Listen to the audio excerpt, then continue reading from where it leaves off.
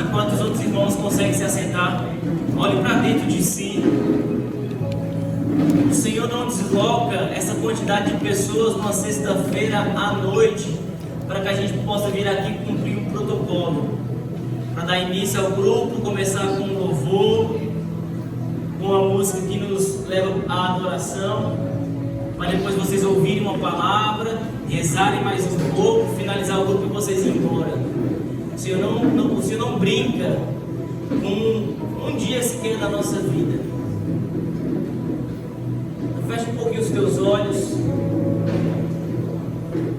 Eu creio verdadeiramente que o Senhor pode falar conosco nesta noite. E por isso eu invoco, eu imploro, fale conosco, Jesus. Uma só palavra tua é suficiente para transformar a nossa vida, para mudar a rota da nossa história. O Senhor nos conhece muito antes da gente saber que o Senhor existia. O Senhor olha para nós e não é de hoje. O Senhor nos seduz. O Senhor cria ocasiões para se relacionar conosco. E essa é mais uma dessas ocasiões, para que de fato Ele pegue o nosso coração para Ele. Obrigado, Jesus. Eu lhe peço que faça em mim, através de mim, apesar de mim. E à medida que o Senhor falar em nossos corações, por intermédio da minha voz, a nossa vida seja transformada. Porque a voz humana por si só nada pode fazer, mas se a tua voz falar conosco no nosso coração, Jesus, nós nunca mais seremos o mesmo. Bendito seja o nome do Senhor. Amém? Boa noite, irmãos. Boa noite. Foi difícil chegar, mas chegamos. Glória a Deus. E se for difícil chegar, eu creio que Deus quer fazer algo poderoso. E a circunstância, ou o demônio, ou simplesmente as falhas humanas acabam criando empecilhos para que Deus possa agir em nosso meio. Mas, contudo, chegamos, estamos aqui. Bendito seja o nome do Senhor. Fico muito feliz toda vez que eu posso voltar em algum lugar que já estive. Porque se eu pude voltar, né, Mateus? É porque o nosso relacionamento foi bom, foi construtivo da primeira vez, senão eu não voltaria mais.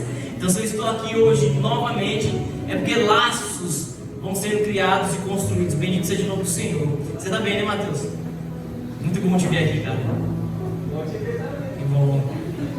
Da hora. Eu vou falar para vocês. Eu vou pregar amanhã na conferência do regional. O Jovem Sarás lá em Bauru. E eu estava programado vir para cá, né? Por conta das questões de agenda, aquela coisa toda. Só que essa semana, acho que não sei se foi ontem ou antes de ontem, que deu certo de vir para cá. Então a gente estendeu um pouco mais a missão. E a 130 quilômetros de chegar aqui, o carro pifou, parou. Aí, na nossa humanidade, o desejo que tem primeiro é você dar uma xingada, né? Mas eu segurei as pontas e falei assim: calma aí, missionário, Deus quer fazer alguma coisa. E eu falei: já que aconteceu isso, eu não vou deixar acontecer em vão.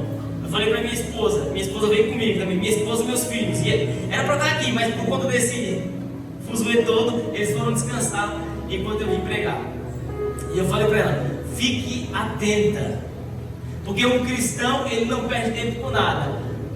O Senhor quer nos usar. E a gente esperou lá 1h20, chegou o socorro, chegou o guincho. Já foi inusitado porque era uma mulher que estava pilotando o guincho. Aí eu falei: Carol, Jesus quer falar com essa mulher hoje.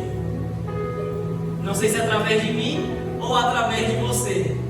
Beleza, ela foi lá, colocou o carro em cima do guincho. Eu vim atrás com os meninos, a Carol veio na frente com ela. Eu falei: vai puxando o assunto aí, vai trocando ideia com ela. Vamos ver o que Jesus tem para ela. Só que assim, você imagina, eu nunca tinha visto uma mulher trabalhar no guincho. Você imagina que não pode ser uma donzela frágil, né? Com todo respeito às meninas frágeis. Então tem que ser uma mulher bruta, vai pra cima. Eu falei: vixe Maria, essa daí é pedreira. Mas se Jesus quer ela, quem sou eu para discutir? É tu, Jesus. Eu estou à disposição. Eu não sou um cara místico. Eu não ando assim, não sobrenatural, só que eu falo para o Senhor: se quem o Senhor levantou para andar no sobrenatural não quer, eis-me aqui. O que o Senhor me chamar, eu faço. E o Senhor só precisa de 5 minutinhos para me convencer. Eu estou facinho. Numa circunstância como essa, irmãos, aí a gente pegou, foi, colocou o carro no caminhão, aí chegamos no posto, ela desceu o carro, eu falei: agora. Ela foi entrando no caminhão para ir embora, eu falei: peraí, filha, não é assim não, qual é o seu nome? Ela falou: Aline. Aí eu peguei e enfiei a mão no bolso com o terço.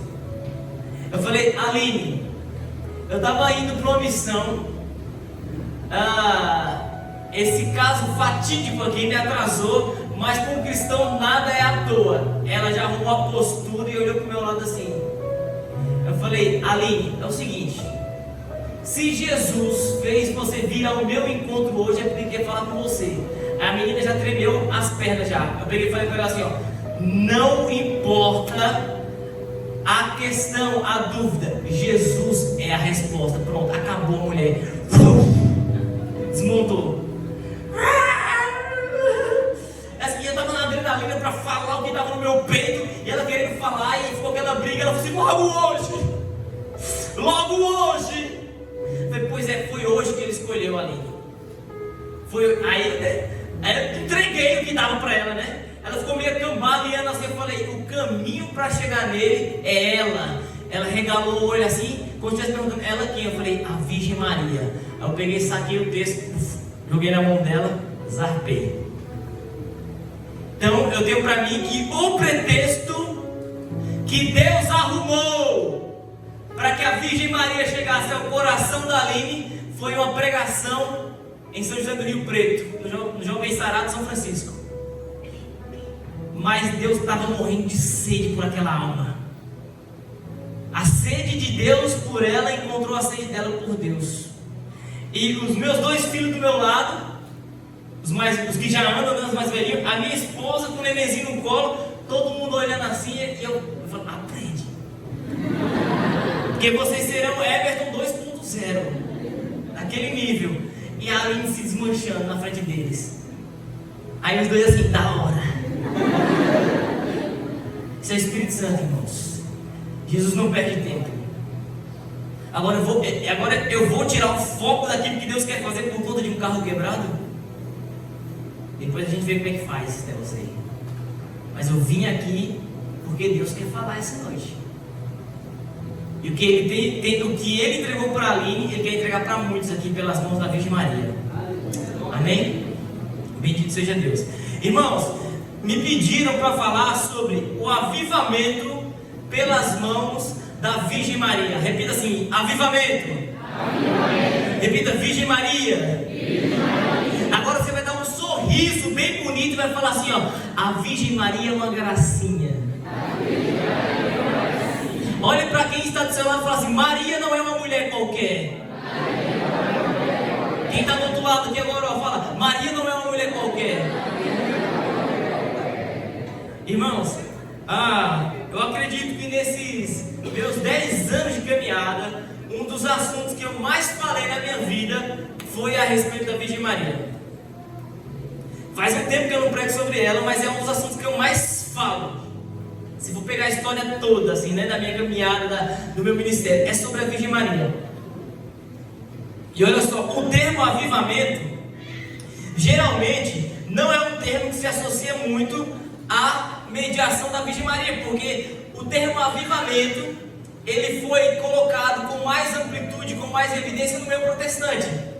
Embora o verdadeiro avivamento aconteceu na Igreja Católica. Diga assim: aleluia. Aleluia. Todavia, quando a gente fala a palavra avivamento, pode ser que algumas coisas cheguem ao seu coração, na sua mente, como concepção de avivamento, de forma equivocada. Então, antes da gente falar do avivamento que passa pela mão da Virgem Maria, eu quero esclarecer para vocês o que de fato é avivamento. Então eu fui buscar algumas definições a respeito do que é avivamento. Eu li já um livro que falava sobre um avivamento especificamente, para tentar entender o que é avivamento. Diga-se de passagem, a palavra avivamento não está nas Sagradas Escrituras.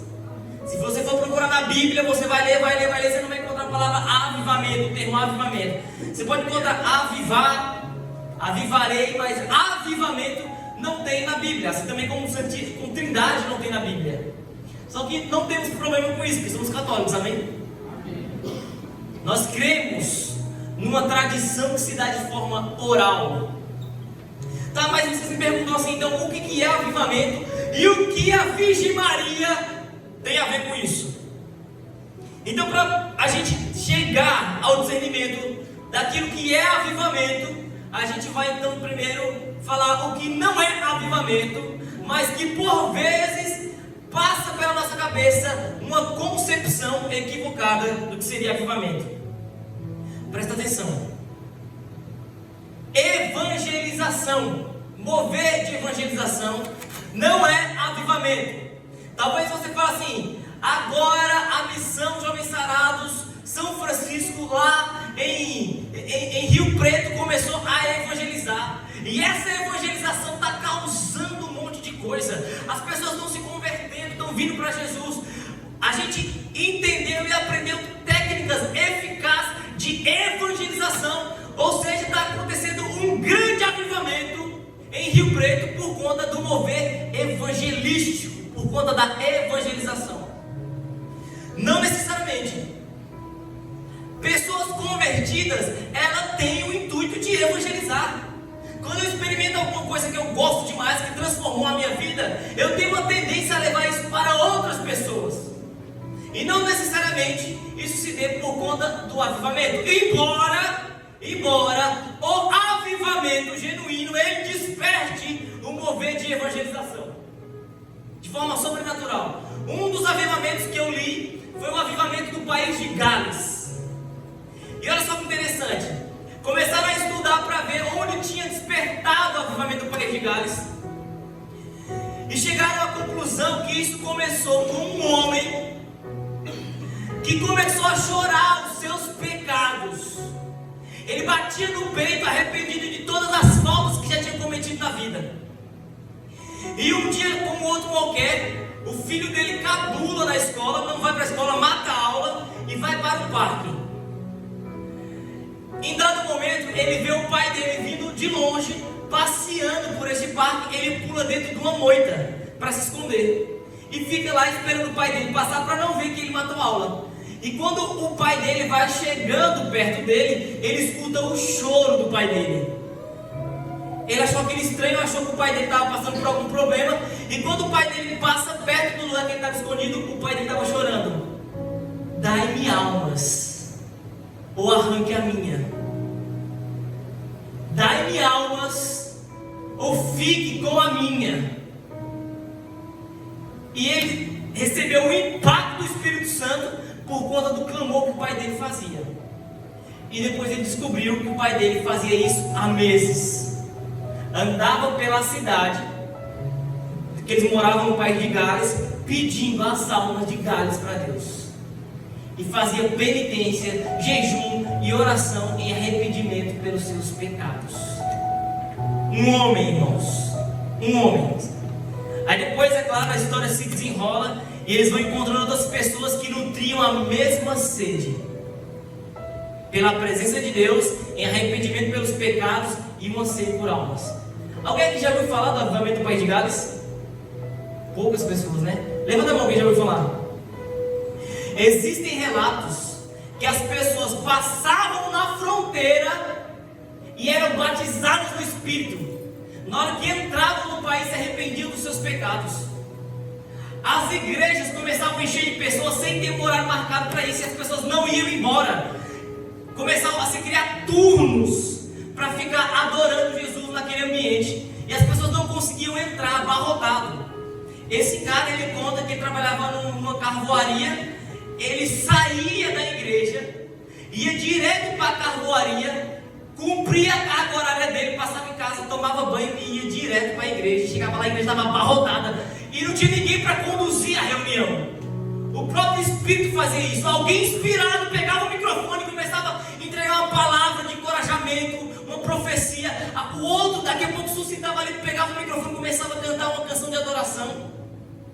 E assim foi se estendendo por longos dias. E As pessoas chegavam no ambiente, eram batizadas no Espírito, eram curadas de enfermidades. As pessoas traziam os enfermos, o arrependimento chegava sobre a vida dela, depois a cura física acontecia. É um negócio extraordinário, irmãos.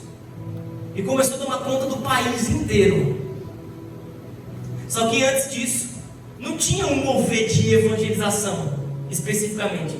Começou com um homem, arrependido dos seus pecados e desejando aquilo que Deus mais anseia e mais deseja: almas. Vocês conseguem parar e pensar a sede que Jesus estava pela alma da Aline? Vocês conseguem imaginar? Sabe aquela passagem da mulher samaritana? Que não está nem no rumo de Jesus. E ele fala: precisamos passar por Samaria. Ele escolhe passar por Samaria porque ele sentiu a sede de alguém que ele tinha sede.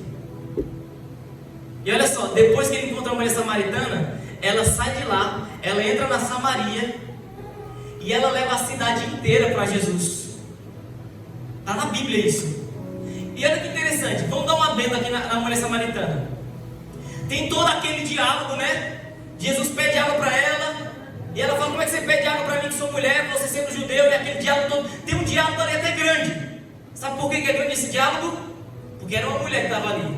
Porque se fosse um homem, Jesus ia falar para o homem: dá um copo d'água, vai, pega aí rapidão, pega, bebe aí, então acabou. Não tinha mais diálogo. Mas era uma mulher, então existe um diálogo, a mulher fala. E Jesus, penetrando a alma daquela mulher, vê que ela tinha tido vários maridos. Todavia, nenhum daqueles maridos era marido dela.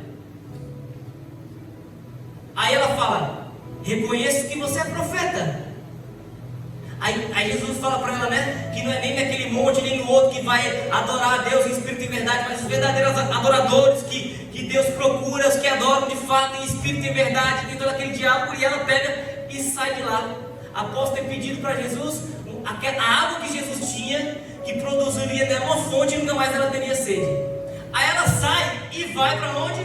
Para a cidade dela, Samaria. Uma mulher que é famosa por ter vários maridos. Ela estava no poço meio-dia. Meio-dia o sol está lá no alto, certo?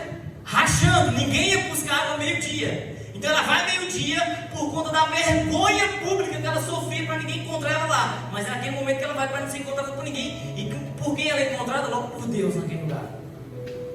Aí ela pega, volta para lá. E olha só, irmãos, eu fiz uma formação missionária. Eu fiquei imerso em uma escola de evangelização 1 ano. E lá eu aprendi sobre Bíblia, sobre catecismo, sobre retórica, dicção, tudo aprendi lá, para tentar sair e pregar de alguma forma melhorzinha. Aquela mulher não teve aula nenhuma. Ela chegou em Samaria. Evangelho segundo São João, capítulo 4. Se quiser, você pode procurar aí. Sabe qual a primeira palavra que ela fala para evangelizar? Quem lembra? Ela chega em Samaria e diz assim: conheci um homem. A mulher já estava no 6º marido, irmãos. Se tinha uma coisa que ela não podia falar, se ela quisesse convencer alguém de alguma coisa, é que ela conheceu um homem. Ela chega e fala: conheci um homem. Só que o jeito que ela falou que conheceu esse homem foi diferente do jeito que ela falou que conheceu todos os outros. Aí, que homem é esse? Ela: vim de ver. Ela traz Samaria inteira e deposita aos pés de Jesus. Vocês estão entendendo o que é avivamento? É isso, irmãos. Não tem técnica, não tem retórica. É uma sede insaciável de saciar a sede dele. Então não é evangelização por si só que é avivamento. Outra coisa, experiências emocionais. Toda sexta-feira a gente se encontra lá nos Jovens Sarados e aquilo lá me dá um arrepio e me dá um gelo na espinha, e eu choro e eu repouso. Irmãos, o avivamento produz esse tipo de sensação, mas isso não está condicionado ao avivamento. Pode ser que o avivamento nenhum esteja acontecendo e esse tipo de fenômeno aconteça. Então, por fato de uma reunião de oração está produzindo sensações físicas, espirituais, uivo, choro, seja lá o que, não é está acontecendo um avivamento genuíno em nosso meio. Tá? Então não é evangelização, não é experiências sensitivas, emocionais, e não é também o aumento da comunidade de fé. Eu já andei por diversas missões Jovens Sarados. Essa é uma das missões que mais reúnem gente no seu encontro. Mas veja bem, quem está na liderança é dedicado a discipular. Vocês têm um ministério de células acontecendo. O ministério manda muito bem aqui. Jovem fala com jovem, a idade de vocês é parecida. Então você vai aprendendo alguns macetes e isso acaba acarretando no acúmulo de gente para uma reunião.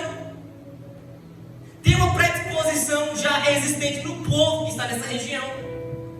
E não necessariamente isso é um avivamento. Alguém que aprende a fazer a coisa direitinho atrai gente por conta de uma boa palavra que é ministrada, uma boa música que é tocada, uma galera legal para conviver, uma boa comida, uma boa conversa, e você consegue atrair gente. Isso não é avivamento. Aí você me pergunta assim: Everton, o que é avivamento? Vai lá. Foi bom, mas você está morto. Você não é testemunho de Jeová. Faz de conta que você está vivo e pergunta de novo. Vamos lá, Everton, o que é avivamento? Everton, o que é avivamento? Glória a Deus, melhorou. E uma das definições de avivamento que eu achei foi a seguinte, inspirada em Isaías 64. É uma manifestação que parte de Deus. Ninguém no mundo pode produzir o avivamento. A gente busca o avivamento, mas o avivamento não é produzido por nós. E a definição dizia o seguinte: avivamento é Deus revelando a si mesmo em santidade assombrosa e poder irresistível. Repito, avivamento é Deus revelando a si mesmo em santidade assombrosa e poder irresistível. Outro estudioso de avivamento dizia que avivamento é preparar o caminho para que Deus se manifeste. E ele mesmo afirmava: não pense que isso significa que você vai produzir um avivamento. Preparar o caminho é fazer o que aquele homem fez, mesmo que sozinho. Chorar pelos próprios pecados e desejar ardentemente aquilo que Deus deseja. Senhor, dai-me almas. Santo André Bobola, um missionário jesuíta, ele saía de casa todos os dias, e quando saía dizia: saio de casa e para lá não volto enquanto não conseguir uma alma para Deus. E Deus olhava para isso com entusiasmo, porque via alguém que manifestava a sede que tinha no coração de Deus. Porque, irmãos, o apóstolo Pedro e o apóstolo João chegam na porta do templo, tem um homem sentado lá, paralítico, e ele diz: não tenho ouro nem prata, mas o que eu tenho eu te dou. Em nome de Jesus, levanta-se e anda, porque a moeda do céu não é dinheiro material, a moeda do céu é fome e sede, irmãos. E Deus paira, e Deus sonda os corações em Rio Preto procurando: a quem enviarei? A quem mandarei que tem sede, como eu tenho sede? E do alto do madeiro ele gritava: tenho sede. E a nossa loucura é achar que Deus tinha sede de água. A sede de Jesus, bradando do alto do madeiro, era por almas. E toda vez que alguém se move, se deixando ser comunicado por Deus, por aquela sede que ele bradava no alto do Calvário, algo sobrenatural começa a acontecer em qualquer lugar. E eu não estou falando de sentimentalismo, eu não estou falando de reuniões simplesmente cheias de gente, eu não estou falando de evangelização, eu estou falando de gente levando almas a uma profunda conversão a Deus, irmãos. Por conta da sede. Só tem um vivo ali. Vamos lá, acorda, irmão. Reage em nome de Jesus. Reage, reage. Aleluia.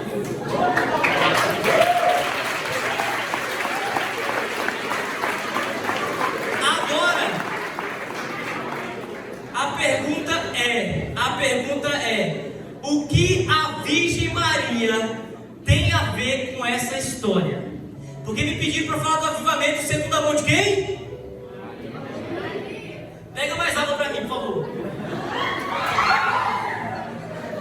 Avivamento pelas mãos de quem? Oh, enche mais dois. Avivamento pelas mãos de quem? Como vocês aprendem rápido.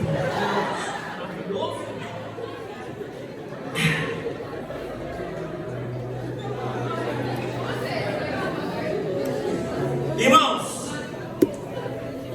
eu vou pregar para vocês algo a respeito da Virgem Maria que eu nunca vi ninguém pregando. Você sabe que no decorrer da nossa vida, você vai tomando pessoas como referência. E muito do que você fala aqui, você fala por conta das referências que você ouviu falando. O Senhor colocou essa mensagem a respeito da Virgem Maria no meu coração há muito tempo atrás. E eu devo ter pregado ela umas 2 ou 3 vezes. E isso me saltou ao coração quando me deram o tema. O que a Virgem Maria tem a ver com o avivamento? Você sabe que a Virgem Maria... Nossa, eu tenho uma tendência a catequizar, mas vamos lá, ó. A igreja, ela possui algo que a gente conhece como dogma. E o que é um dogma? O dogma é uma verdade de fé revelada. Ou seja, algo que se Deus não revelar, a gente nunca chega ao discernimento disso. E tem diversos dogmas na igreja católica. Por exemplo, dizer que Deus é Pai, Filho e Espírito Santo é um dogma que foi entregue, foi revelado. E a igreja, entendendo isso, institui um dogma. E o que significa? É uma verdade de fé que foi revelada e nenhum católico tem direito de discordar ou não crer naquilo que foi revelado. Você pode não entender, e não tem problema. Senhor, eu creio porque a igreja me falou que é um dogma, mas eu não entendo, não tem problema. Agora, um católico de verdade não pode falar, eu discordo de um dogma. Por exemplo, a infabilidade papal. Então você que é youtuberzinho, como é que fala? Influencer católico, que vai para a internet falar mal do Papa, cale a sua boca. Viu? Seja lá você quem for, de onde quer que você seja, o Papa é o Papa e ele está sentado na cátedra de Pedro, numa linha sucessória ininterrupta. E viva a Igreja Católica, irmão! Não cabe a mim falar se o Papa está certo ou errado. Seja lá quem for, ele é o Papa. Amém? Os B.O. dele, eles se resolvem com Jesus depois. Quanto a mim, eu sou reverente à pessoa que é o doce Cristo na terra. E pronto, acabou. Acabou a conversa, isso é um dogma de fé. E dentre tantos dogmas, existem 4 a respeito de quem? Da Virgem Maria. Fala assim, a Virgem Maria é uma gracinha, fala. É uma gracinha. Oh, pelo amor de Deus, nunca mais fale o nome da Virgem Maria sem sorrir. Tá bom? Sempre que você falar o nome dela, fale sorrindo, Mateus. Olha só, a Virgem Maria vai dar aconchego a muitos aqui hoje. Mamãe vai pegar você. Você não tem noção. Ô Lourinha, é você, Lourinha, é você. É você mesmo, Lourinha. E você? Mamãe vai te abraçar hoje, Lourinha. Maria conhece tudo. E o melhor está por vir. É só o começo. Você veio aqui essa noite para ouvir isso. Se você quiser se levantar e ir embora agora, podia ir satisfeita. Maria vai te abraçar e ela vai te mostrar que o melhor está por vir. Bendito seja a Mãe de Deus, Maria Santíssima. Então, existem 4 dogmas. Maria, ela é Mãe de Deus. Ela é a Imaculada Conceição. Ela é Virgem Perpétua antes, durante e depois do parto. E ela é assunta aos céus. Eu poderia parar a pregação e falar só sobre os dogmas. Eu amo falar sobre isso. Mas não foi para isso que eu fui chamado. Existem 4 dogmas a respeito da Virgem Maria. E existe um outro título que não é dogma. Então, os dogmas são verdade de fé revelada, mas existe um título que diversos santos da igreja atribuíam a ela: São Boaventura, São Bernardo de Claraval e também São Luís Maria Grignion de Montfort, principalmente São Luís Maria Grignion de Montfort. Ele dizia que Nossa Senhora, ela é medianeira de todas as graças. Tudo que Deus quer derramar em favor da terra passa pela a Virgem Maria. Ela é a administradora dos bens celestes. Ele tem prazer em fazer algo na minha vida por meio dela, ainda que ele possa fazer sozinho. A Colo de Deus gravou recentemente, tem alguém da Colo de Deus aqui? Não, né? A Colo de Deus gravou recentemente o Adoração da Nossa Casa é Assim, volume 10. E viralizou com um vídeo que eles estavam cantando uma música mariana. E a música dizia: não existe nada que não passe por ela, tudo o que tenho eu consagro a ela. Alguém viu esse vídeo? Sim. Deu um burburinho. Padres se levantaram para falar que aquilo é um equívoco teológico, aquela conversa toda. Mas antes de falar o que eu estou falando para vocês aqui, eu fui ler, irmãos, para certificar.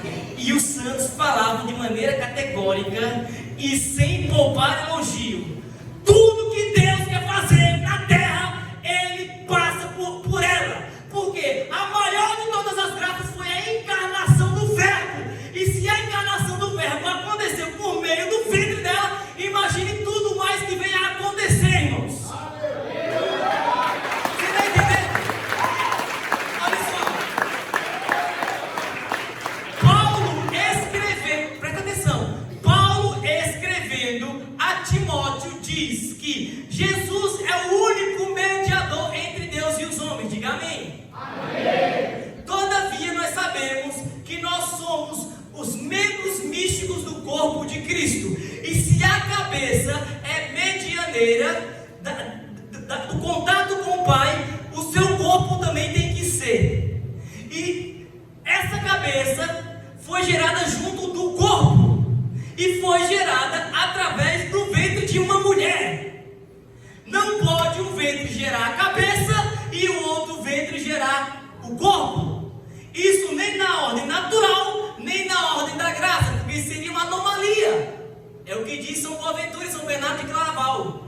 Portanto, se ela gerou o corpo visível, material, homem, do seu filho, é ela também que gera o seu corpo místico, a igreja. Quando Jesus está no alto do madeiro, ele já verteu a última gota de sangue, fez tudo o que tinha que fazer e vai falar as suas últimas palavras.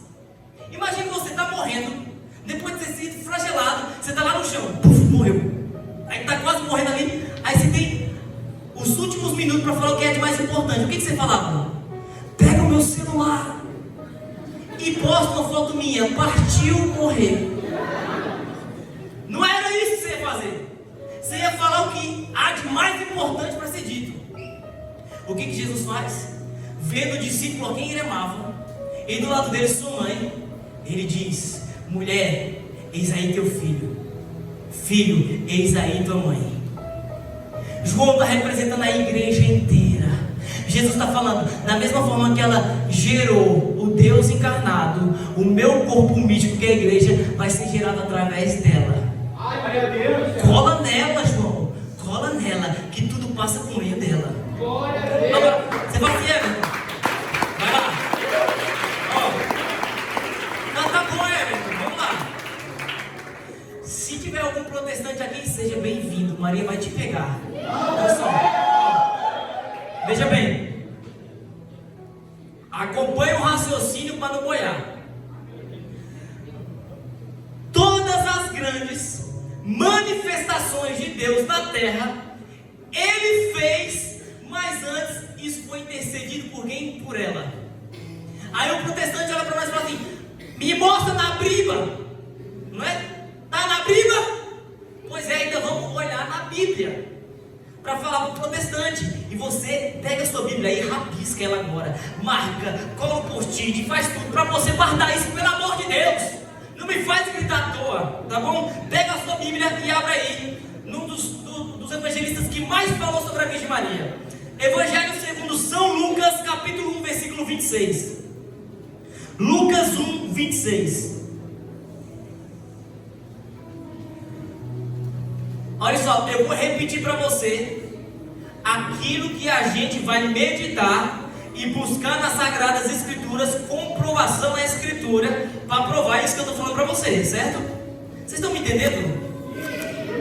Beleza. Ó, a definição, presta atenção, olha aqui.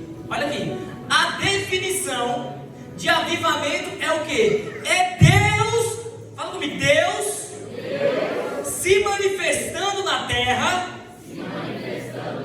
com santidade assombrosa e poder irresistível. Vamos lá, glória a Jesus. Então eu vou falar, se avivamento é uma iniciativa de Deus e não nossa, para responder à sede do nosso coração, então é uma manifestação de Deus na terra, ok? Eu vou pegar aqui na Bíblia as 4 principais manifestações de um start de Deus na terra, e você vai ver que todas essas manifestações, todos os starts de Jesus na terra, de Deus na terra, Ele não fez isso sem antes pedir que ela abrisse o caminho. Então toda vez que Ele vai começar alguma coisa em favor dos homens, Ele faz isso por intermédio dela. Então você sabe que o homem lá no Jardim do Éden pecou, se afastou de Deus, virou inimigo de Deus, e agora Deus vai vir resolver a parada, amém? Amém. Na pessoa do Filho, amém? Amém. Deus, desde o momento em que o homem pecou, Ele se decidiu: eu vou ao homem para resgatar o homem como um fator redentivo e para elevar a natureza dele, para participar comigo eternamente da minha natureza, porque foi isso que Jesus fez.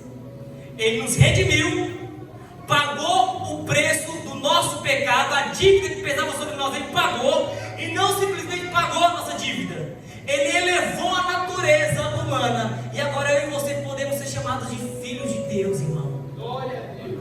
Que maravilhoso, brother, que maravilhoso. Irmãos, vocês não têm noção do que é isso. Quem é que estava quando eu vim no grupo Metanoia? Aqui estava lá, né? Eu falei sobre filiação divina. Não sei se vocês lembram do que eu falei. Não dá para se deter isso aqui agora, mas é algo extraordinário. Jesus não simplesmente nos salvou, Ele nos elevou à natureza de filhos. Isso é cabuloso, irmão. Beleza. Só que como é que Ele vai fazer isso? Veja bem. No Lucas 1:26, tá? Deus vai encarnar, Deus vai vir resgatar o seu povo, e Ele não faz isso sem antes passar por ela. Leia comigo, vamos lá. No 6º mês, o anjo Gabriel foi enviado por Deus a uma cidade da Galileia chamada Nazaré, a uma virgem desposada a um varão chamado José, da casa de Davi. E o nome da virgem era Maria. E o nome da virgem era Maria. Entrando onde ela estava, disse-lhe: alegra-te, cheia de graça, o Senhor está contigo. Ela ficou intrigada com essas palavras. Repete comigo assim: ela ficou intrigada com essas palavras. Amém. Cadê? Ela ficou intrigada com essas palavras e pôs a pensar qual seria o significado da saudação. Veja bem, dá uma pausa aqui. Um anjo acabou de aparecer na cozinha da casa de uma menina de 15 anos aproximadamente. Imagine, uma jovem de 15 anos está em casa fazendo um miojo. Creio que Maria comia um miojinho, certo? E um anjo aparece na cozinha dela. Toda vez que um anjo aparece, presta atenção, pelo amor de Deus, ó, toda vez que um anjo aparece, nos relatos bíblicos, o nome que a teologia dá isso é angelofania. Olha que nome maravilhoso, você que vai ter filho agora, angelofania, se for menina, olha só, que nome lindo. E o que significa angelofania é manifestação de anjo. Toda vez que um anjo se manifestava na terra, alguma coisa saía do controle. A pessoa caía prostrada diante do anjo, para adorar o anjo achando que era Deus, ou desmaiava e outros até morriam, infartava. É um anjo. Quem lembra do Sansão, o cabeludo? O cabeludo Sansão? Quando o anjo aparece para a mãe dele para falar que ela vai ter um filho, ela sai correndo desesperada para procurar o marido achando que ia morrer. Quando o anjo aparece para o pai de João Batista, Zacarias, ele fica meio biruta que ele fica mudo. Agora a gente está lendo aqui que Deus, ele quer pisar na terra, só que antes de pisar na terra, ele quer contar com o sim de uma mulher para fazer isso. E quando o anjo chega na casa dela, em vez dela ficar impactada com a presença do anjo, ela fica impressionada com a saudação dele. É tipo assim, o anjo chega e fala: e aí Maria, firmeza? Aí ela fala assim: o que significa firmeza? O anjo na frente dela, e ela quer saber o que significa firmeza. É tipo isso que está acontecendo. Santo Tomás de Aquino, ele faz um questionamento: o anjo tem corpo? Sim ou não? Não tem corpo. Mas Santo Tomás de Aquino fala que a saudação do anjo, se ele tivesse corpo, é equivalente a ele ter se ajoelhado diante dela. Quando o anjo fala Ave gratia plena, ave cheia de graça, é como se o anjo estivesse se curvando diante dela, porque ele chega e ele que fica espantado, porque entende que a graça que está sobre ela é superior à graça que está nele e sobre toda a milícia celeste. É como se fala: uau, ave era uma expressão que os pagãos utilizavam para cometer idolatria aos falsos deuses. Então eles queimavam incenso, pegavam a dor e ficavam ave.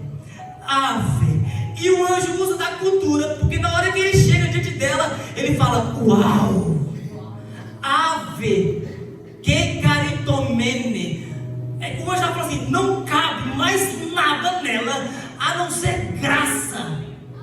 Ela é transbordante da presença de Deus, e por isso é imaculada, porque não cabe pecado nela. E o anjo fica impactado e fala: meu Deus do céu.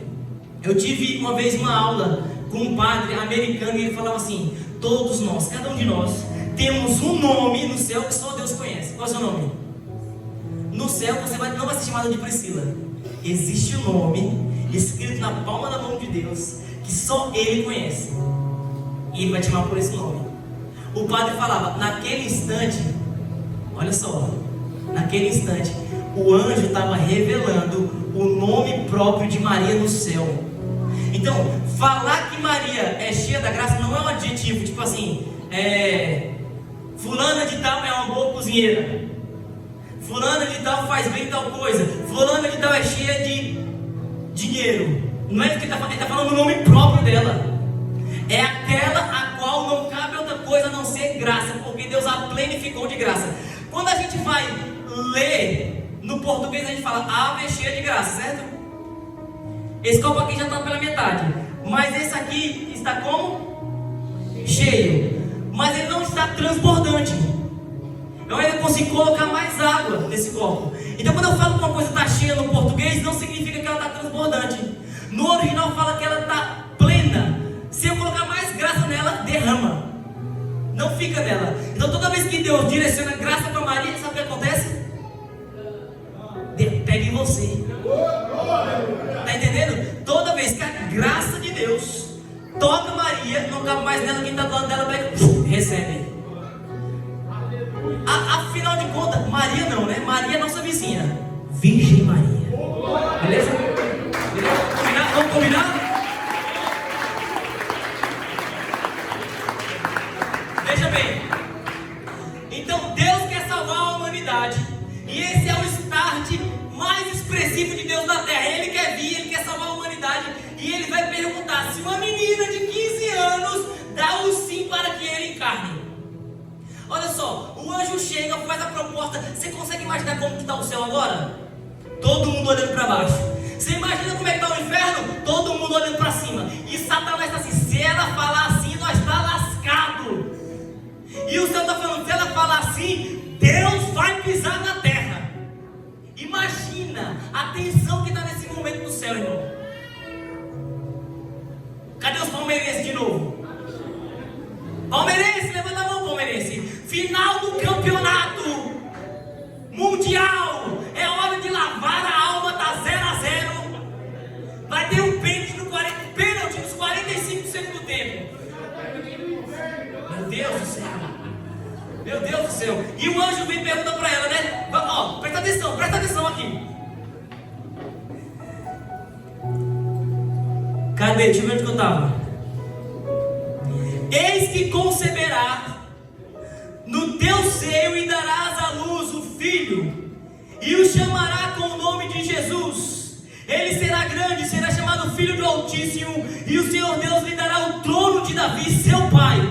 Ele reinará na casa de Jacó para sempre, e o seu reino não terá fim. Maria, porém, disse ao anjo: como é que vai ser isso, se eu não conheço homem algum? O anjo lhe respondeu: o Espírito Santo, repete assim comigo, o Espírito Santo virá sobre ti, e o poder do Altíssimo te cobrirá com a sua sombra. Por isso o santo que nascer será chamado Filho de Deus. Também Isabel, tua parenta, concebeu um filho na velhice, e este é o 6º mês para aquela que chamavam de estéril. Para Deus, com efeito, nada é impossível. Irmãos, agora é o momento. O anjo explicou, falou como vai ser. O inferno está olhando para cima, o céu está olhando para baixo, e está na mão dela agora, está no sim dela, o momento em que Deus quer entrar, que Deus quer encarnar na humanidade. Faz o seguinte, começa a bater o teu pé no chão. Está assim agora, está rufando tambores no céu e no inferno. Não, pelo amor de Deus, vamos lá, vai, vai. O céu está para, presta atenção. Não, continua, vamos lá. Eu vou ler e você bate o pé, vai. Dependendo da resposta dela, a gente comemora como se fosse o gol do Palmeiras, tá? Vamos lá, ó. O Espírito Santo virá sobre ti, e o poder do Altíssimo vai cobrir com a sua sombra. Por isso o santo que nascer será chamado Filho de Deus. Também Isabel, a tua parenta, concebeu um filho na velhice, e esse é o 6º mês para aquela que era chamada de estéril. Para Deus, com efeito, nada é impossível. Entra, vai, bate pé. Disse então Maria: eu sou a serva do Senhor, faça-se em mim segundo a tua palavra. Ela disse sim, irmão. Aleluia.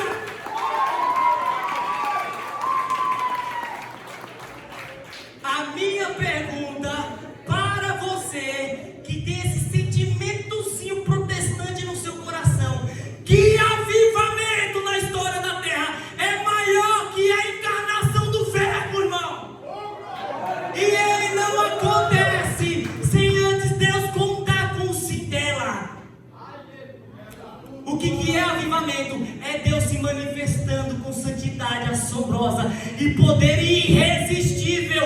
O que poderia resistir? Deus encarnado andando no meio dos homens.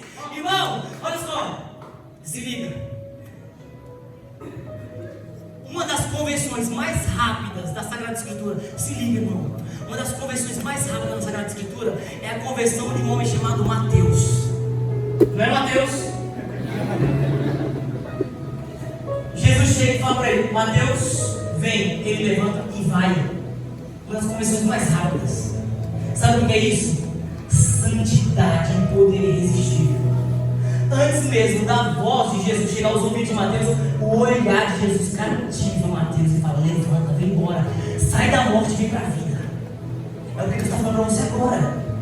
Porque eu não saí de casa, estou com a minha família toda para ficar com o carro quebrado na estrada para vir aqui brincar. Está entendendo? Existe poder nesse ambiente agora, irmão. E ela está à frente de tudo. Olha ali, ó, na sua camiseta. Você acha que você vestiu essa camiseta tua? Vamos levar a sério, irmão, o que está acontecendo nesse ambiente. Deus quer rasgar o céu e se manifestar na terra, mas Ele conta primeiro com aquela que abre alas. Ela. A manifestação mais poderosa, o Verbo encarna. E Ele não faz isso sem antes contar com o sim da Virgem Maria. Olha para quem está falando assim: Maria é uma gracinha. Fala assim: meu Deus do céu, eu amo essa mulher. Aí o protestante fala: tá bom, então, me dá outro, então. Evangelho segundo São João, capítulo 2. Vai para frente aí, passa. Próximo evangelho, vai lá. Ligeiro, ligeiro, ligeiro, vai. João capítulo 2. As núpcias em Caná. Então, o primeiro start da manifestação de Deus na terra, ele faz isso, mas faz antes contando com ela para abrir o caminho. Ela intercede, ela está à frente. João 2, desde o primeiro versículo, diz assim a palavra: no terceiro dia houve um casamento em Caná da Galileia, e a mãe de Jesus, diga assim comigo, a mãe de Jesus, estava lá. Jesus foi convidado para o casamento e seus discípulos também. Ora, não havia mais vinho, pois o vinho do casamento havia acabado. Então a mãe de Jesus, diga a mãe de Jesus, lhe disse: eles não têm mais vinho. Respondeu-lhe Jesus: que queres de mim, mulher? Minha hora ainda não chegou. Diga, minha hora ainda não chegou. Traduzindo, ainda não é o momento. Fique quieta, mulher. Ainda não é o momento designado por Deus para que eu me manifeste publicamente. Mas aí o evangelista continua: minha hora ainda não chegou. Sua mãe disse aos servos, sempre apontando para ele: fazei tudo o que ele vos disser. Havia ali 6 talhas de pedra para a purificação dos judeus, cada uma contendo de 2 a 3 medidas. Jesus disse-lhes: enchei as talhas de água. Eles as encheram até a borda. Então lhes disse: tirai agora e levai ao mestre-sala. Eles levaram. Quando o mestre-sala provou a água transformada em vinho, ele não sabia de onde vinha, mas sabia que os servos que haviam retirado a água. Chamou o noivo e lhe disse: todo homem serve primeiro o vinho bom, e quando os convidados já estão embriagados, serve o inferior. Tu guardastes o vinho bom até agora. Olha só, versículo 11. Esse princípio dos sinais, Jesus o fez em Caná da Galileia e manifestou a sua glória, e os seus discípulos creram nele. Irmão, a gente podia ficar horas falando só do que aconteceu nesse momento. Mas o que eu quero que você entenda hoje, nessa noite, é o quê? Deus encarnou e ele estava escondido numa casa de um carpinteiro e da Dona Maria. Escondidinho, caladinho. Virgem Maria. E ele vai para uma festa de casamento de forma despretensiosa, sabendo que existiria um momento dele se revelar como filho de Deus e manifestar a sua glória. Ou seja, ele sabia que existia um momento exato para dar o start no seu ministério apostólico, porque até então ele era o Galileu, simples Galileu. Maria, a Virgem Maria, vendo a necessidade do seu povo, intervém para antecipar essa hora. E Jesus fala: não chegou minha hora ainda, meu filho, respeite a mamãe. Aí olha para quem está perto dele e fala: faça tudo o que ele vos disser, seja lá o que for. 6 talhas de pedras vazias. Essas 6 talhas de pedras significa também as tábuas da lei, remetindo a pedra, porque geralmente se colocava vinho em odres de barro ou de couro, não em pedra. Só que Jesus está falando assim: eu venho trazer algo novo. Aquilo que era lei ficou para trás. Ficou para trás. Agora vocês vão entrar na via da graça. E presta atenção: a gente tem mania de achar que a graça passa a mão na nossa cabeça para pecar. Não é isso. Jesus veio, morreu na cruz, derramou sua graça, agora está de boa, todo mundo vai ser salvo. Não. A graça, irmão, ela eleva o padrão da coisa. O vinho melhor chegou agora, mas exige comprometimento da nossa parte. Veja bem, os servos enchem as talhas de quê? De quê? Água. Aí Jesus manda eles tirar o quê de dentro da talha? Água. Enchei até a boca, tirai e levai ao mestre-sala. Eles enchem de água, eles colocam lá dentro, pegam a água e eles vão indo com água na taça. Sabe quando que isso vira vinho? No processo, no caminhar. Deus faz, mas Ele conta contigo. Não basta crer, precisa dar crédito. E a graça eleva o padrão da coisa. O que eu estou querendo dizer para você? Se na lei o que constituía pecado era você sair com uma mulher, sem ser casado com ela, levar ela para um motel e ter relação sexual com ela, na graça o padrão eleva. Jesus fala: se você olhar para uma mulher com desejo no teu coração impuro, você já pecou com ela. A graça não é respaldo para pecar, é elevação de padrão. Se na lei, para você pecar por homicídio, era preciso você tirar a vida de alguém, na graça, Jesus fala: se você desejar mal no seu coração, você matou o seu irmão, você é um assassino. Jesus não disse que quem odeia o irmão é um odiador. Ele disse: se você odeia o seu irmão, você é um assassino. Maria abre as portas para a glória de Deus ser manifestada e o regime da graça entrar na terra. Esse é o primeiro sinal, diz o apóstolo João. Ele manifestou em Caná da Galileia. O que é avivamento, gente? É Deus se manifestando com santidade assombrosa e poder irresistível. Não é isso que está acontecendo em Caná da Galileia, irmãos? E Ele só faz isso depois que ela intervém. Diga amém. Amém. Olhe para quem está do seu lado e diga: a Virgem Maria é uma gracinha. Amém. Se ele não estiver sorrindo, meta a mão na cara dele. Diga: respeite minha mãe. Isso. Vamos lá. Atos dos Apóstolos. Vai para frente. Vai lá no capítulo 1, versículo 14. Atos dos Apóstolos, capítulo 1. Vamos do 12. Capítulo 1, versículo 12. Acharam aí? Quem não achou, só presta atenção. Então, do monte chamado das Oliveiras, voltaram a Jerusalém. A distância é pequena, a de uma caminhada de sábado. Tendo entrado na cidade, subiram à sala de cima. Você sabe que sala de cima é essa, né? Cenáculo. Repete assim: cenáculo. Cenáculo. Olha para quem está dizendo lá, o magrinho está falando do cenáculo. O magrinho está falando do cenáculo. Vai. E subiram à sala de cima, onde costumavam ficar.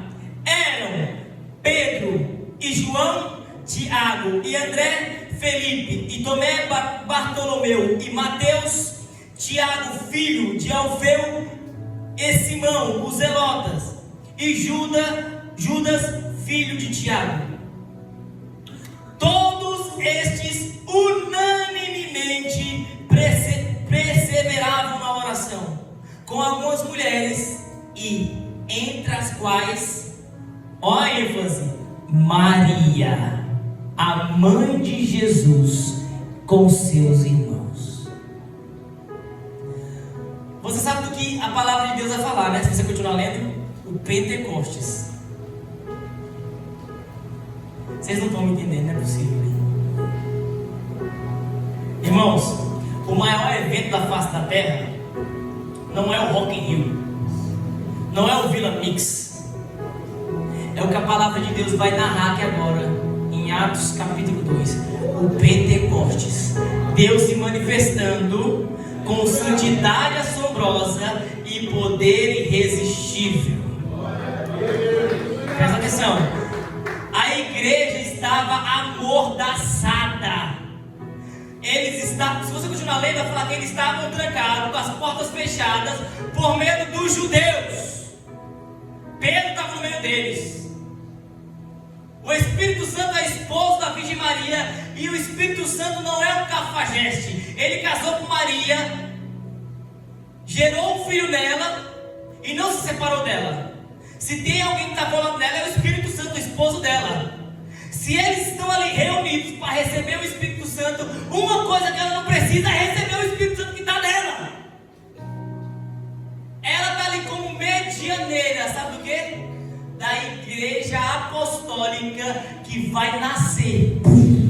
Aleluia. Irmãos, meu Deus do céu, Jesus, ele veio, pregou a boa notícia, ele discipulou os seus apóstolos, ele ressuscitou, morreu e ressuscitou entre eles, e ainda assim o povo estava acuado, a igreja estava sendo gestada, não conseguia fazer nada, Pedro estava com medo de ser morto. Mas diz a palavra que naquele dia, Maria junto com eles, a mãe de Jesus, ouve-se um barulho como de um vento muito forte. Não diz que era um vento muito forte, como que se fosse um vento muito forte. Ninguém está entendendo muito bem o que está acontecendo. E línguas como que de fogo começaram a se repartir e repousar sobre a cabeça deles. Pedro, que estava com medo, acuado, com medo de morrer, ele sai e ele mete o pé na porta, e daqueles aos quais ele estava reprimido, ele começa a pregar: vocês mataram o cara, mas Deus o ressuscitou dos mortos. Jesus Cristo está vivo, irmãos. E a palavra diz que 3.000 homens se convertem naquele lugar. Sabe o que é isso?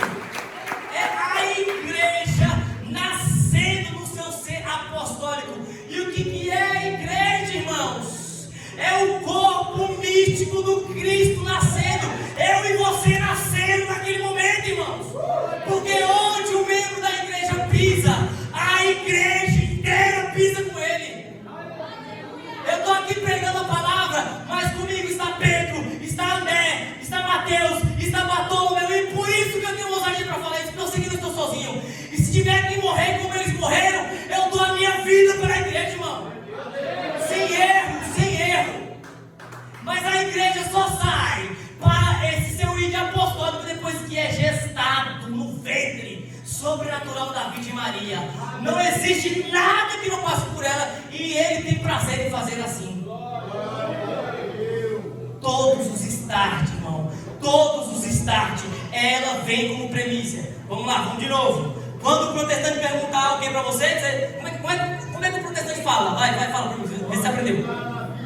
Não, tá na Bíblia, fala, vai. Aí você fala, tá na Bíblia, irmão. Só que se você leu a Bíblia naquele boteco que fechou e o cara abriu, colocou umas cadeiras lá e falou que era uma igreja, você passou despercebido, você não viu isso. Vamos lá, pegue Apocalipse, capítulo 11, o último livro da Bíblia. Eu não sei se vocês perceberam, ela está em todo canto, velho. Começo, meio e fim. Eu amo essa mulher. Apocalipse capítulo 11, versículo 19. Porque o capítulo 12 começa, na verdade, no último versículo do capítulo 11. A gente começa geralmente lendo do capítulo 12, né? Mas o capítulo 12 começa no versículo 11.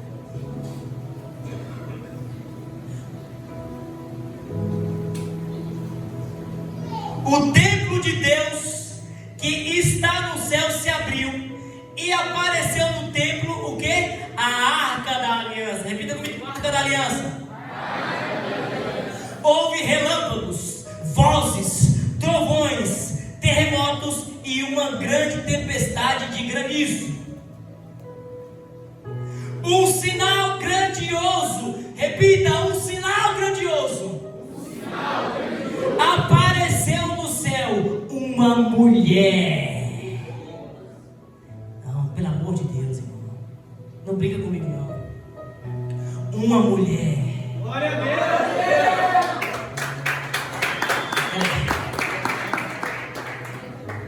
Eu não sou bom no português, mas eu não sei se você percebeu, mulher aí está com M maiúsculo. Todas as vezes que Jesus falou mulher na Bíblia, esse M também era maiúsculo. É um nome pessoal, ele está falando especificamente de alguém. Olha só. Apareceu no céu um sinal grandioso, uma mulher vestida com o sol, tendo a lua sobre os seus pés, e sobre a cabeça uma coroa de 12 estrelas. Palavra do Senhor. O salmista diz que Deus é o nosso sol. João em Apocalipse está falando que essa mulher estava revestida de quê? Sol. Revestida de quê? Sol. Ou seja, João está falando, apareceu no céu uma mulher revestida de Deus. A glória de Deus resplandecia nela porque ela é repleta da graça. E no versículo 19 do capítulo 11, faz uma referência anterior à aparição da mulher como a arca da aliança. Diga, arca da aliança. Eu não sei se você lembra, eu falei na formação que tive com vocês de servos aqui, que a arca da aliança era um lugar no antigo Israel que manifestava a presença de Deus na terra. Quem lembra, diga amém. Amém. Quem não lembra vai ter que estudar de novo, tá? E quando você vai rezar a ladainha da Virgem Maria, um dos títulos que é destinado a ela é Arca da Nova Aliança. Presta atenção no que eu estou falando. No Antigo Testamento, a Arca da Antiga Aliança manifestava, representava a presença de Deus em meio aos homens. Se a igreja apresenta ela como a Arca da Nova Aliança, ela é guardiã da aliança que foi feita com os homens no Novo Testamento. Eu falei para você que no Antigo Testamento a Arca da Aliança, ela tinha medidas específicas. Presta atenção, pelo amor de Deus, olha aqui. Talvez alguém tinha dito assim para você: que Maria é uma mulher qualquer, e que dentre todas as mulheres do mundo, ele olhou assim e falou: essa aqui. Repete assim com convicção: Maria não é uma mulher qualquer. Você não é uma pessoa qualquer. Conhece o prefeito de Rio Preto? Tem um prefeito em Rio Preto, tem? Se ele chegar num lugar público, ele é bem recebido. Por quê? Porque ele é o prefeito. Se a mãe dele chegar naquele lugar, você fala: olha lá, a mãe do prefeito. E você não trata ela como uma mulher qualquer, porque ela é o quê? Mãe do prefeito. A gente está falando da mãe de Jesus, irmão. E tem quem abra a boca para falar que essa mulher é uma mulher qualquer. Meu Deus do céu. E a igreja a reconhece como a arca da nova aliança. Os santos da igreja dizem, da mesma forma que quando Israel foi cruzar o Rio Jordão, as águas do Rio Jordão abaixaram em reverência para não tocar a arca da aliança. Da mesma forma, quando Maria foi ser concebida no ventre de sua mãe, as águas do pecado abaixaram para não tocar nela, em reverência àquela que Deus escolheu. Quando Deus vai pedir para que a arca da antiga aliança seja construída, irmãos, Ele dá as medidas exatas que Ele quer a arca. Ele escolhe a madeira, faça com madeira de acácia, revista de ouro por dentro e por fora. Na tampa coloque 2 querubins. A arca da antiga aliança não é feita de qualquer modo, não é feita pelo acaso. Você acha que Ele escolheu qualquer mulher para ser a mãe dele na terra? O que tinha na arca da antiga aliança? As 2 tábuas da lei, o símbolo da lei que conduziria o povo, o cajado de Araão, o símbolo do sacerdócio, e um pouquinho do maná que alimentava o povo no deserto. Quem já pegou o que eu estou falando para vocês aqui? Veja bem, no Antigo Testamento, a arca da antiga aliança carregava dentro dela as tábuas da lei. A arca da nova aliança carrega dentro dela a própria lei de Deus encarnada, irmãos. A arca da antiga aliança carregava dentro dela um cajado, símbolo do sacerdócio. A arca da nova aliança carrega dentro dela o sumo sacerdote do Deus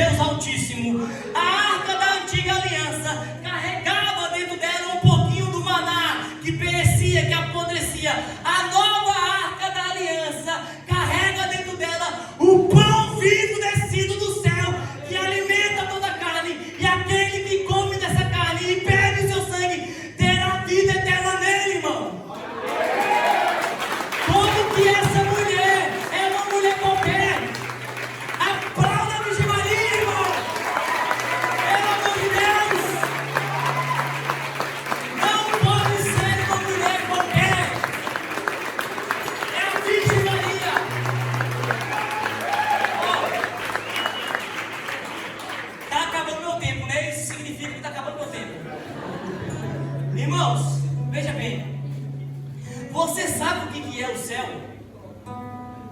O livro do Apocalipse está falando para nós de mais uma e a última manifestação, a mais gloriosa de todas as manifestações de Deus na terra. Diga assim: você acha que você sabe o que é avivamento? Peraí que tá rindo. Foi não? Segura aí então. Se você acha que você sabe o que é avivamento, você precisa meditar sobre a parousia, a volta de nosso Senhor Jesus Cristo, se manifesta de forma gloriosa. E a palavra está dizendo para nós que antes dele adentrar a terra, onde todos os olhos verão, aparece antes uma mulher. Uma mulher se faz presente, revestida de sol, tendo a lua debaixo dos pés, uma coroa com 12 estrelas em sua cabeça. O livro do Apocalipse fala para nós que o céu é uma eterna festa de casamento, onde o Cordeiro desposará a sua noiva, que ele mesmo a preparou para ele mesmo, sem rugas e sem mancha. Só que antes dessa festa acontecer, quem está na frente? A mãe do noivo. Eu não sei se você já foi no casamento. Eu já casei. E na festa do meu casamento, e na festa de todos os casamentos que eu fui, tinha lá no salão de festa um lugar para todos os convidados, mesa para todos os convidados. Só que existia no salão de festa um lugar em destaque, e naquele lugar em destaque tinha mesa com lugares reservados. E entre esses lugares reservados, principalmente no meio da mesa, estava o lugar da mãe e do pai do noivo. Se Maria, ela é mãe do noivo, você imagina que ela está em que lugar nessa festa de casamento eterna? Sabe aquele seu amigo protestante que fala mal de Maria? Eu acredito que ele vai ser salvo. E quando ele chegar lá no céu, você vai olhar para ele e falar assim: ó, eu avisei. E quando for passar lá o telão católico, com toda a história da vida dele, vai estar lá a presença de Maria. E ele vai ver que boa parte do motivo dele estar lá no céu foi contribuição dela. Porque ele não faz nada a não ser por meio dela. Irmãos, na moralzinha, com toda humildade, avivamento genuíno só existe na Igreja Católica Apostólica Romana.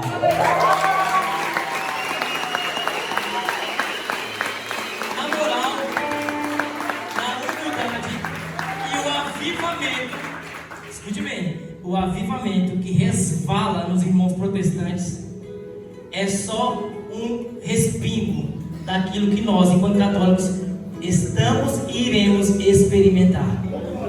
Não abandone a sua igreja por nada. Não abandone a devoção mariana por nada. Gruda em Maria, irmão. Em nada, aquilo que nós destinamos à Virgem Maria ofende a Deus. Um cristão é aquele que é chamado outro Cristo. Você quer imitar Jesus? Sim. Você quer amar as pessoas como Jesus amou? Sim. Então ame Maria como Jesus amou. E como você imagina que Jesus amou Maria? Uma mãe. Olha só, Mateus está aqui, Mateus é meu amigo, certo? Eu tenho uma vacina que vai salvar uma única pessoa desta sala. Uma vacina. E para quem eu olho? Para Mateus, que Mateus é meu irmão. Inclusive, tem um ministério sobre a vida do Mateus, que ele precisa cumprir esse ministério. Eu não esqueci. Vou reforçar de novo com o Iago, com o Vitão, para cuidar de cola nesses caras. Veja bem, então Mateus é meu amigo, certo? E eu falo assim: Mateus, eu tenho uma vacina aqui, mas só pode salvar uma pessoa. E eu vou entregar para você, porque você é meu amigo e do seu lado está a sua mãe. Você prefere que eu dê essa vacina para você ou para sua mãe? Para minha mãe. Ou seja, se Mateus, humanamente falando, pensando baixo, ele prefere que eu agrade a mãe dele em vez dele, imagina Jesus. Porque Mateus entende que quando eu cuido da mãe dele, eu honro a minha amizade com ele. Mateus de novo. Mateus, vamos lá em casa almoçar. E claro que você vai, né? Você é meu amigo. Mateus sai da casa dele para ir lá em casa almoçar. Quando ele sai, ele fala assim: não vou deixar minha mãe sozinha, vou levar minha mãe comigo.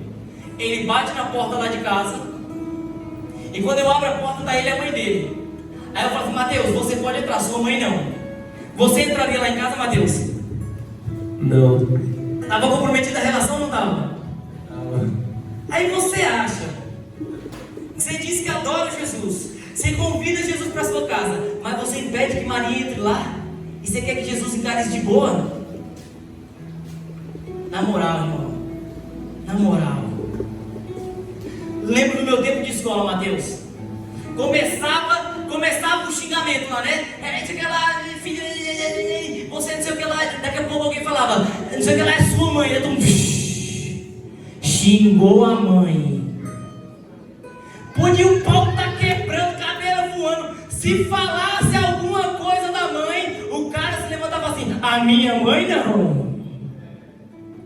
Nas relações humanas, irmãos, isso é normal. Agora, por que você atura as pessoas falar mal da Virgem Maria, ainda que ela não precise de defesa, e você não fala absolutamente nada? Ninguém honra Jesus verdadeiramente se não ama a Virgem Maria. Uma vez 2 frades chegaram para Padre Pio e falaram: Padre Pio, fale-nos alguma coisa a respeito da Virgem Maria. E Padre Pio começa a falar, repetir: Maria é a nossa mamãe. Maria é nossa mamãe. Maria mama nostra. Maria é nossa mamãe. Maria é nossa mamãe. E a sala começa a ficar densa com a presença. E ele começa: Maria é nossa mãe. Maria é nossa mamãe. Ele só fala isso. Os 2 frades começam a chorar de forma copiosa. E quando se recompõem, eles gritam: Padre Pio, pare, pelo amor de Deus, nós vamos morrer de tanto amor, só por conta da maneira com que Padre Pio falava o nome da Virgem Maria. Santa Teresinha do Menino Jesus dizia: nós somos mais felizes que a Virgem Maria, porque nós temos uma senhora para amar e para honrar, e ela não teve. São Luís Maria Grião de Montfort dizia: Deus juntou todas as águas e chamou de mar, mas juntou todas as graças e chamou de Maria. Não tem receio nenhum de receber Maria na sua vida. Está difícil de viver a santidade, está difícil de progredir na vida espiritual, está difícil de viver aquilo que se pede para ser vivido aqui nos Jovens Serados. Gruda em Maria, irmão. E não tem como estar grudado em Maria e não ficar parecido com Jesus. Irmão, você tem noção? Quando o anjo veio e anuncia que ela vai ser mãe de Salvador, a concepção acontece de forma sobrenatural. Ou seja, não tem mistura genética, irmão. Eu, o Everton, sou uma mistura genética do meu pai e da minha mãe. Então tem traços em mim do meu pai, traços em mim da minha mãe. Existe uma carga espiritual do meu pai e da minha mãe em mim. Tem uma linha hereditária do meu pai e da minha mãe em mim. Você consegue imaginar que Jesus foi concebido sem mistura genética? Ou presta atenção que isso aqui é poderoso. O sangue que corria nas veias de Jesus era exatamente o mesmo sangue que corria nas veias da Virgem Maria. Sabe o sangue que te salvou, que foi derramado no madeiro da cruz? É exatamente, biologicamente falando, o mesmo sangue que corre no corpo de Maria. Olha o Padre Pio ali, ó, falando dela. Bendito seja Deus. Abraça, irmão, abraça. Olha só, você consegue imaginar a cara de Jesus? Se ele não tinha mistura biológica, Jesus era a cara de Maria, irmão. Só que como São José era um cara firmeza, talvez Deus falou assim: vou dar os olhinhos de José para ele. Mas ele era Maria inteira, irmão. Não tem como se aproximar dela e não ficar mais apaixonado e mais parecido com ele. É impossível. Acabou o meu tempo? Eu tenho um testemunho cabuloso, se puder contar. Pode contar, Iago? Eu não sei se vocês sabem, o arroba do meu Instagram é Everton da Imaculada. Rapidão, vou resumir. Porque quando eu fui colocar Everton Oliveira, já tinha um monte de Everton Oliveira. Aí eu falei, tinha acabado de fazer a consagração, eu falei, vou colocar Everton da Imaculada. Aí fala pra mim, mas desse tamanho, velho, deixa aí, Everton da Imaculada. Fui um dia pregar em Anápolis, lá em Goiás. Cheguei na sala, uma mulher estava sentada, na hora que me viu começou a se tremer. Aí eu falei, será que ela vai espreitar e vai vir pra cima de mim pra me bater? Não entendi nada, mas ela ficou lá sentada e eu fui pregar os 4 dogmas marianos. E aquela mulher, eu vi que ela estava inquieta, não vendo a hora de acabar a pregação para vir falar comigo. Foi dito e feito. Na hora que aconteceu, a amiga ela levantou, a primeira, falou, preciso falar com você. Me agarrou e me levou para fora da sala de palestra. Aí já começou a chorar, não conseguia falar. Aí ela falou assim, presta atenção, eu fui freira durante 8 anos da minha vida. Dentro lá do convento, eu peguei uma depressão aguda, fortíssima. E tomei a decisão de tirar minha própria vida dentro do mosteiro.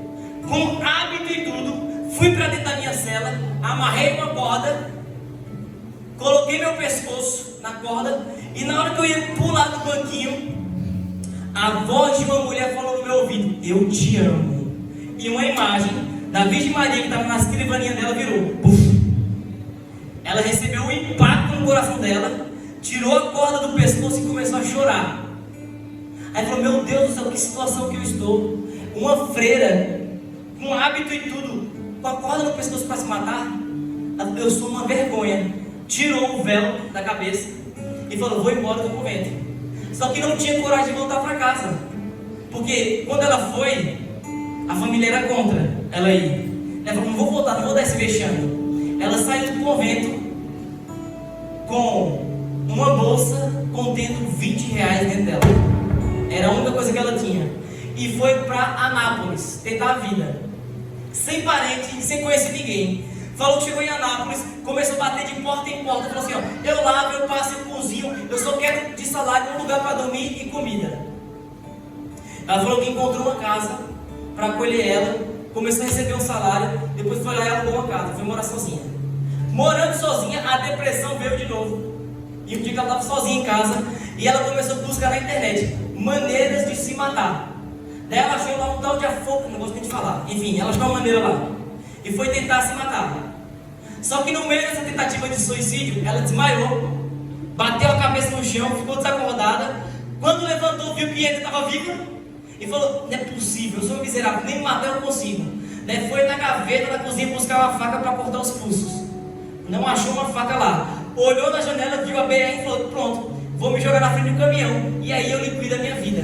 Na hora que ela abriu a porta para ir para a BR, o vizinho dela estava parado na frente da porta para buscar, acho que era sal ou açúcar, uma coisa assim. Na hora que viu o estado dela, empurrou ela para dentro, fechou a porta e levou a chave dela embora. Parece novela, né, gente? É testemunho, vida na vida. Ela falou que entrou para casa chorando, desesperada, não conseguia se matar, foi pro quarto e sentiu a inspiração de ligar para uma irmã lá do convento e falou o que estava acontecendo. Ó, está acontecendo isso. Foi por isso que eu saí do convento, tá, aquela história toda. Aí a irmã dela fez, a irmã lá do convento fez uma oração por ela e ela repousou no espírito pela oração feita no telefone e ficou a noite inteira em repouso. Ela contando isso para mim chorando, irmãos. Aí falou, beleza, voltou do repouso no outro dia com uma sede de Deus, queria Deus. Aí pegou, começou a procurar na internet paróquia perto da casa dela, porque ela não frequentava mais igreja. Achou uma paróquia, foi lá, se confessou, o padre começou a acompanhar ela e ela foi trabalhar numa loja de uma pastora protestante. Chegando lá, ela ia contar a história dela e a pastora falava que isso era maldição por conta da vida dela na igreja católica, pedindo ela que renunciasse à adoração às imagens. Se alguém está aqui e não sabe o que eu estou falando, na igreja católica não existe isso, tá bom? Pedindo que ela renunciasse à adoração, entre aspas, à Virgem Maria. E ela começou a ficar cheia de conflitos, porque ela falou assim, nossa, eu fui freira e não sei rebater os argumentos da pastora. Daí o que ela fez? Vou entrar na internet e procurar alguém que fale da Virgem Maria. Digitou lá Imaculada Conceição, onde? No Instagram. Apareceu lá um tal de Everton da Imaculada. Ela falou, vou seguir ele, se Everton da Imaculada, talvez ele fale alguma coisa sobre a Virgem Maria. Só que ela falou que entrou e não deu tempo, não me acompanhou em nada. Chamaram ela para o retiro, ela foi para o retiro.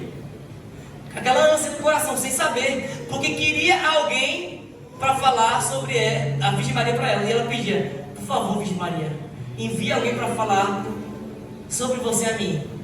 Ela chegou lá no retiro, chamaram o pregador para falar da Virgem Maria. Quem era o pregador? Everton, da Imaculada. Você está entendendo o cuidado da Virgem Maria? Ela cuida dos detalhes.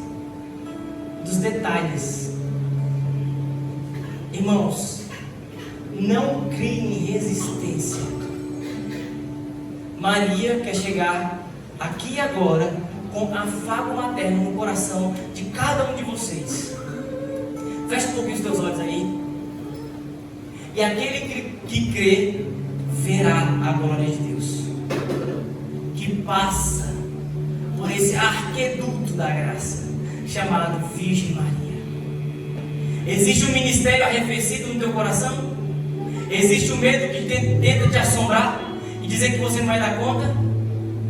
Existe a dificuldade de viver aquilo que você já ouviu diversas vezes na pregação, nos momentos de oração? Maria vem ao teu encontro agora, e com seu manto ela começa a te envolver agora, para que você possa sentir o carinho que outrora você não sentiu, o desprezo que por vezes você sentiu da tua mãe biológica. Maria vem agora suprir todas essas necessidades afetivas. Vai se entregando a ela agora. Dá a tua vida para Maria agora. Ela não é simplesmente uma mulher qualquer, ela é a mãe de Deus que te acolhe nesse exato momento como filho, como filha. Ó Virgem Santíssima, Virgem das Dores, Mãe Imaculada, Torre de Davi, Arca da Nova Aliança, Relógio do Altíssimo, Esposa do Divino Espírito Santo, a Imaculada Conceição, a Virgem Perpétua, aquela que foi assunta aos céus, vem em nosso meio passear. Envia, Espírito Santo, essa presença notável entre nós. E onde a Virgem Maria está, o Espírito Santo tem prazer de estar com ela. Nós te amamos, ó Virgem Maria. A Imaculada Conceição, nós te acolhemos como mãe. Nós somos todo teu, porque assim Deus também se fez inteiramente teu aos teus cuidados. Foi a Senhora que fez o Verbo encarnado andar. Foi a Senhora que fez o Verbo encarnado falar. As primeiras palavras que ele balbuciou foi porque tu ensinou, e entre elas estava a mamãe. Eu peço a você que vai se colocando de pé agora. E quando você estiver em pé, ainda com seus olhos fechados, eu quero que você abrace a si mesmo, abrace o seu corpo. Porque a Virgem Maria